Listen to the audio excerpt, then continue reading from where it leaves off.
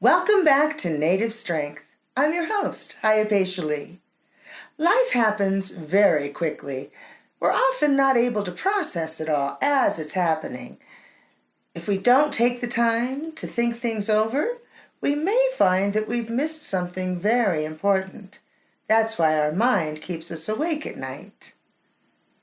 For example, a boss who says she doesn't need your help with this project may be saying she didn't like what you did last time. If we don't take the time for reflection, we may miss something important. This is the first step on the wheel of life, perception. If it's wrong, everything else will be based on a false assumption. You can see that if our view of life is misrepresented, then all of the decisions we make will be based on this perversion of reality. Being mindful is more than just being aware of how we feel. It's also about taking the time to plan what we're going to say before we speak. We have to take into account the person we're talking to. Many people are defensive. They tend to take what we say as a personal criticism. It's easier to plan what you're going to say than to take it back later. For example, if we want to get the message across that a job wasn't done the way we needed it to be, we could say, "This isn't going to work." Such a person may say something like, "Well, you told me you wanted whatever." Or, "What's wrong with it? I worked really hard on that." This puts us on the path to an argument. Some people may think it's too much trouble to plan what we're going to say before we say it, but getting into a disagreement is even more time-consuming. We need to think about what our objective is, like getting the job done right. Then we have to take into account who we're talking to. If we know someone may take offense, we have to be sure not to sound accusatory. We might simply say, "This isn't what I had in mind. I'm sorry I wasn't more clear." In life, we often fall into patterns of behavior. Some people may immediately decide they dislike a movie if it's in the horror genre. Others may have a negative reaction to the idea of traveling out of the state to a place they've never been. Patterns of behavior come about for one reason or another. We've either had a bad experience personally, or someone has told us a story that has helped us to make up our mind. For example, I know I wouldn't like mountain climbing, even though I've never tried it. I'm not willing to try it for a number of reasons. I'm not even willing to think about changing my mind about this. This could be considered a denial block. Many people have denial blocks about things that we encounter in everyday life, not like climbing mountains. There are some people that won't even consider going out with friends unless their significant other is with them. Other people would never take a great job if it was in another state away from their parents. When an opportunity or challenge steps in our path, we can decide to face it head on, or we can resist. Remember, the only thing you can count on is that things will change in life. Some people embrace change, others fight it. If we have a denial block around something that's key to our success in life, we're only hurting ourselves. We may not even realize that we have this block if we don't take the time to reflect on our behavior and question why we do the things we do. We also have to question what influenced us to make the decisions about life that we have. Sometimes it can be good to step back in time a little bit and make sure our views of events haven't been one-sided. Life is open to interpretation. That's basically what the first two steps of the wheel of life are all about: perception and interpretation.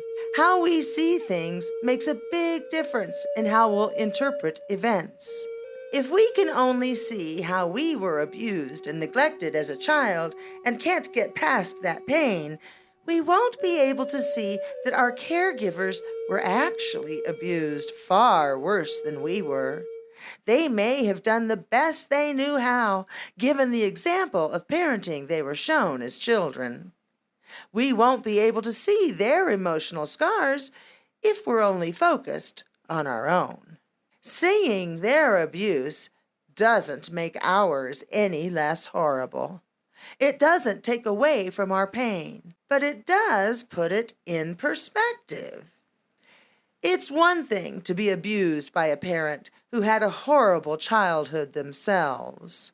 It's quite another to be abused by someone who is an expert in childcare, has all the financial means necessary to make our life carefree, but chooses to abuse us anyway just to be mean.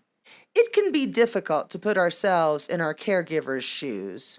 As a child, these people seemed to be in control of the world. As an adult, we can see that they had their own problems. When we see that situations beyond their control influenced the way they treated us, we don't feel so abused. It wasn't about making us miserable. There were bigger issues at play. If we've become comfortable in the victim role, we may spend a tremendous amount of energy twisting reality to conform to our familiar pattern. If we think our parents really don't love us and they call to see how we're doing, we may find ourselves thinking up alternative reasons for the call. We might tell ourselves that they just called because they want to see if our marriage has failed yet. Or we could convince ourselves that they only called to ease their guilt about our horrible childhood. Or that they really called to rub our sister's success in our face. And it goes on and on. If our car breaks down, we could tell ourselves the universe is against us. Murphy is at it again.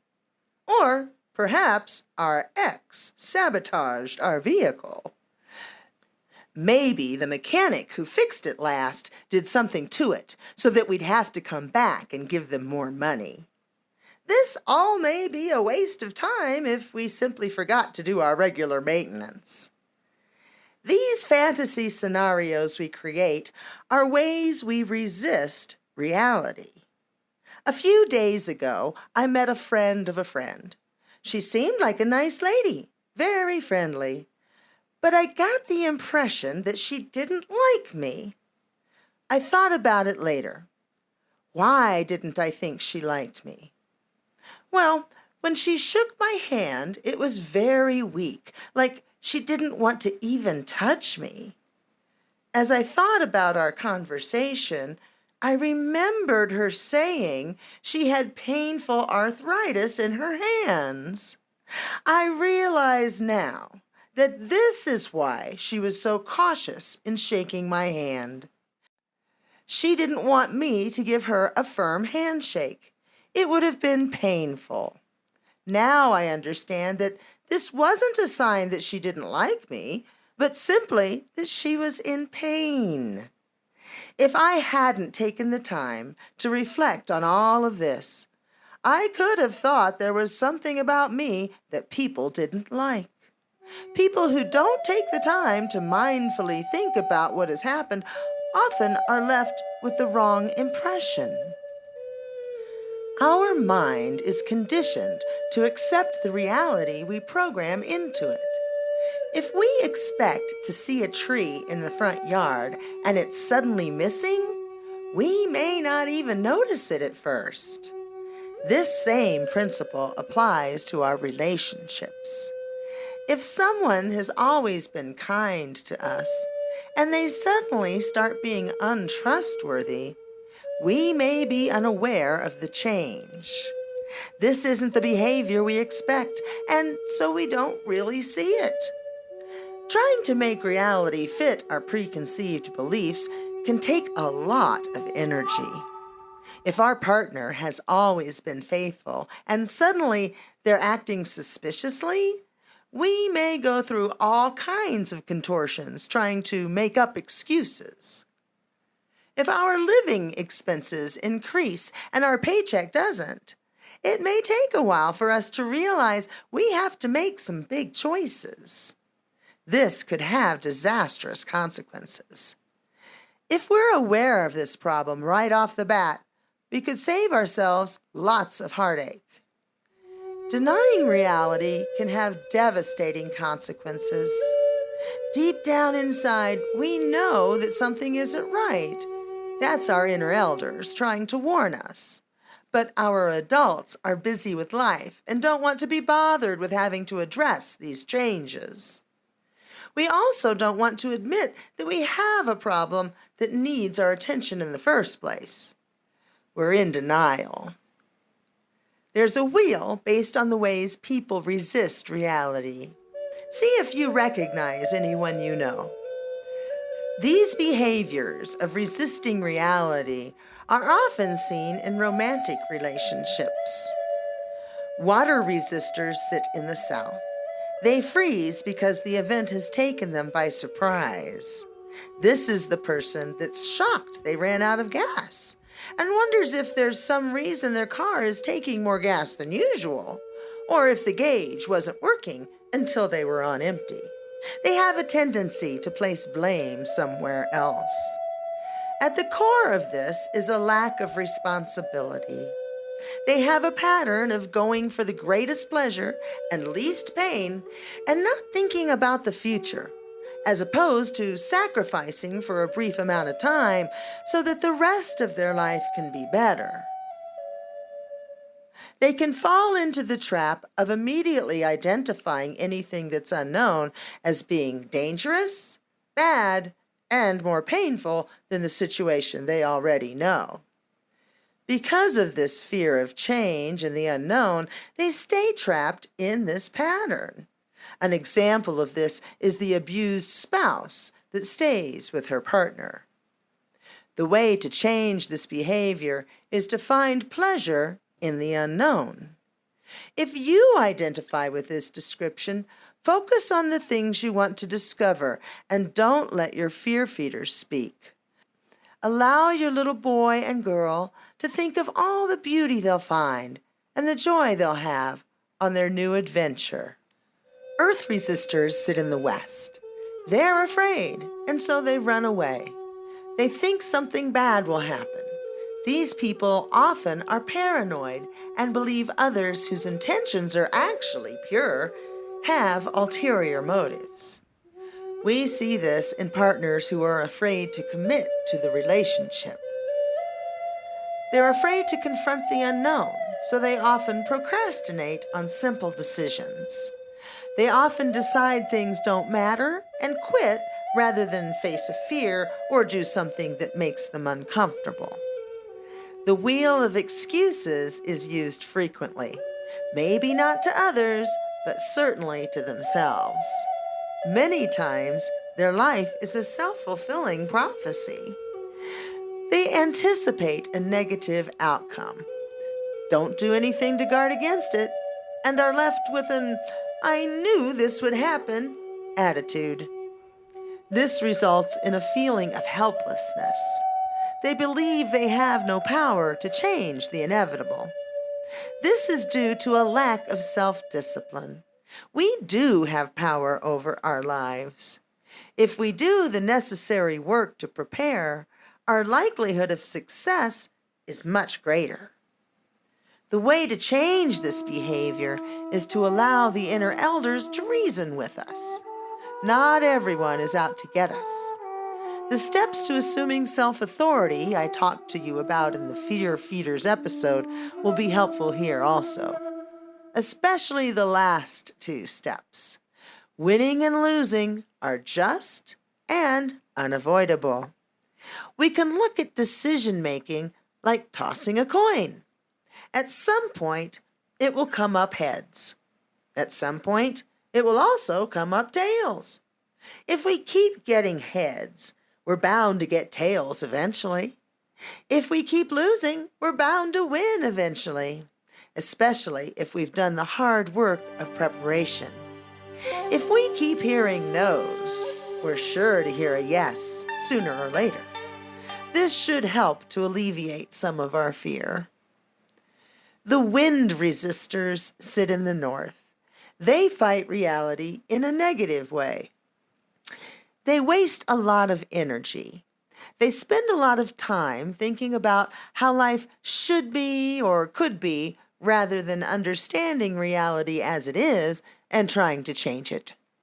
When confronted with a task, they often ask, "Why should I be the one to do this?" Fairness, justice, and equality are of major concern to them. Sometimes this can lead to a criminal mentality. They have a tendency to use only the rules and laws that favor them and ignore the rest.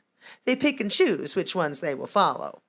They question their skills and knowledge. They're full of doubt and insecurity, and because of this, they find themselves overworked. They want to make sure they're doing their job right, so they may take more time than is needed checking and rechecking things. This gives them the sense that they're watching life pass them by while they tend to mundane chores. Negative and destructive criticism are often the only ways to get through to them. I have a tendency to behave like this. Sometimes I find myself putting things off because I'm afraid it won't be perfect. I'm waiting for just the right time. This is a trick my mind plays with me. I have to tell myself that my task isn't that important, that no one's going to notice these details but me anyway. There aren't that many people paying attention in the first place, and I should quit stalling and get on with it. This is what I mean about sometimes negative criticism can be the best way to change this behavior. Fire resistors are in the east. They fight reality in a positive way. What I mean by this is that they often go out and make things happen, but they don't happen in a natural way. As I've mentioned before, the Northeast is for timing. There are times for planting and times for harvesting. The fire resistors of the East will try to go against this natural timing. They may be successful, but they would have had greater success with less effort if they simply worked with the natural patterns of nature. These are the people who seem to look for the hardest way to do something. They don't follow the maximum efficiency with minimal effort rule of nature. They feel as if it's not worth doing if there isn't a fight involved. They gain satisfaction from proving others wrong and winning battles that they themselves have created. They can often be fairly productive, but it isn't focused. They thrive in chaotic environments because their main problem is boredom. So, the way to change this behavior is to find something that isn't boring and focus on that. If it doesn't bore us, we'll naturally want to keep working on it. In the center, we have the warrior's stance in life. This is where we want to be, in the center, with our eyes open to reality. We've looked at all of the different ways of seeing things. We're able to put ourselves in others' shoes and see what reality looks like to them. We aren't afraid to take the time to think about what it would be like to be each of the players in our life's challenges. For example, let's say the problem is at work. We're able to pretend to be the boss and see the issues that are important to her. We can understand the point of view of our coworkers and why they want the things they do. We know what it's like to be the customer, and we understand their expectations. All of the people involved have been examined thoroughly, their beliefs, past experiences that made them think the way they do, and outside influences are taken into account to get a complete understanding. It's only with this kind of mindfulness that we can effectively prepare for the future, understand the past, and live in the present. Otherwise, we're going through life half blind. People and things will take us by surprise. When we deny reality, we produce stress. We're stressed because we don't know what to expect. The world seems very scary when we don't understand it. Because of this, we play the game of what if in our mind. What if they really don't respect us and they just want to take advantage of us at work? What if our girlfriend doesn't really love us and is just using us to get back at her ex-boyfriend? These thoughts fill us with doubt and fear. When we're mentally insecure, we cease to be aware. Our energy is spent worrying about how we appear to others rather than paying attention to what's going on in reality. Our focus is on us rather than what's going on around us. When we try to get out of this trap, we can often find ourselves on the guilt, blame, shame triangle. We berate ourselves for having not been aware in the first place. For example, we may tell ourselves, "No one's watching you. No one cares about you." This blames us for our fear. Fear is natural. There's no shame in feeling it. Instead, we could say to ourselves, "Everyone else is insecure too. They're too busy worrying about what others think of them to be judging me."